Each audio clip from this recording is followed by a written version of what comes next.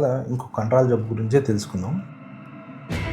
దాని పేరు అంటే న్యూరాలజీలో చాలా ముఖ్యమైన జబ్బు. కొన్నిసార్లు కన్ఫ్యూజన్ అయ్యి ట్రీట్మెంట్ కూడా మారిపోతూ ఉంటుంది. కుర్చీలోంచి లేకపోవడము, కొద్ది దూరం నడుస్తూనే అసలు నడవలేకుండా పోవడం, ఒక నాలుగు స్టేజ్ నవ్వుతుంటే కాసేపు తర్వాత నవ్వలేకపోవడము, ముందుతూ ఉంటే ముట్కలు పడలేకపోవడము, గొంతు బొంగురు పోయినట్టు హోర్స్ అంటాము, హోర్స్గా రావడము, నీళ్ళు తాగుతూ పొల మారడము, ఇటువంటి లక్షణాలు భయపడాల్సిన అవసరం లేదు. మైసీనియా గ్రేవిస్ అంటే ఈ అసిటైల్ కోలిన్ అనే రిసెప్టార్స్ మీద ఆ రిసెప్టార్స్ ని క్లోజ్ చేసేయడం వల్ల ఈ యొక్క నర్వ్ ట్రాన్స్మిషన్ జరగదు. అంటే కొద్దిగా జరగడం వల్ల ఈ లక్షణాలు వస్తాయి. అంటే కండరాలు బలహీనంగా ఉంటాయి. అంటే వీటిని ఒక న్యూరాలజీ చూపోయే బ్లడ్ టెస్ట్ల కన్నా ముందే ఒక క్లినికల్ టెస్ట్లు ఉంటాయి. అవి ఏంటి అంటే ఒక ఐస్ క్యూబ్ ని కచ్చిపుతో కట్టి, ఇంకోటి అవుట్ స్ట్రెచ్డ్ హ్యాండ్స్ అంటాం. ఇలా చేయి పెట్టినప్పుడు ఒక 2 నిమిషాల కల్లా పాటి జ్వరం వచ్చినా సాధారణంగా వెళ్ళి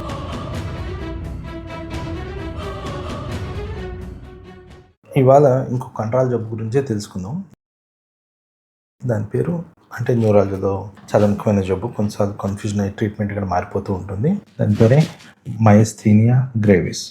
ఒక పేషెంట్ వస్తారు.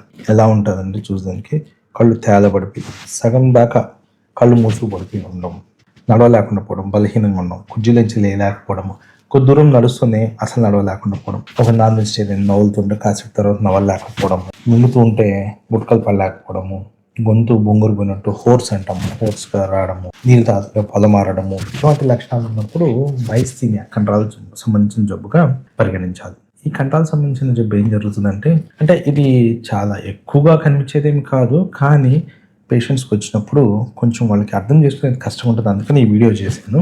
ఇది ఫస్ట్ ఆఫ్ ఆల్ భయపడాల్సిన అవసరం లేదు. మైసీనియా గ్రేవిస్ అంటే ఎన్ఎన్జే డిజార్డర్ అంటాం దీన్ని. అంటే నర్వ్ మజిల్ యొక్క జంక్షన్ కలయిక దగ్గర వస్తున్న ఇబ్బంది. అంటే నర్వ్ నుంచి సిగ్నల్ వస్తే మజిల్ కాంట్రాక్ట్ అయితేనే పని జరుగుతుంది. కానీ నర్వ్ నుంచి ఏదైతే సిగ్నల్ రిలీజ్ అవుతుందో మజిల్ మీద పడకపోవడం వల్ల రిలీజ్ అయింది. దాన్ని అసిటైల్ కోలిన్ అంటారు అనమాట. అసిటైల్ కోలిన్ అనే ఒక పదార్థము మజిల్ మీద రిసెప్టార్ మీద పడినప్పుడే మజిల్ పనిచేయడం మొదలుపడుతుంది అనమాట. సో ఈ అసిటైల్ కోలిన్ అనే పదార్థము రిసెప్టార్స్ మీద పడకుండా కొన్ని యాంటీబాడీస్ వచ్చి వాటిని అడ్డుకుంటాయి. అంటే ఆ రిసెప్టార్స్ ని క్లోజ్ చేసేయడం వల్ల ఈ యొక్క నర్వ్ ట్రాన్స్మిషన్ జరగదు. అంటే కొద్దిగా జరగడం వల్ల ఈ లక్షణాలు వస్తాయి. అంటే కండరాలు బలహీనంగా ఉంటాయి. వీళ్ళు ఎలా ఉంటారంటే పొద్దున్న లేచినప్పుడు బాగుంటారు, సాయంత్రం సూర్యుడు అస్తమించే సమయానికంటే ఈవినింగ్ అయ్యేటప్పటికల్లా వీక్ అవుతూ వెళ్తూ ఉంటారు. వీళ్ళు కళ్ళు పొద్దున్న బాగా తెరుచుకొని ఉంటాయి. కళ్ళు ఇలా తేలబడిపోతూ వస్తూ ఉంటాయి.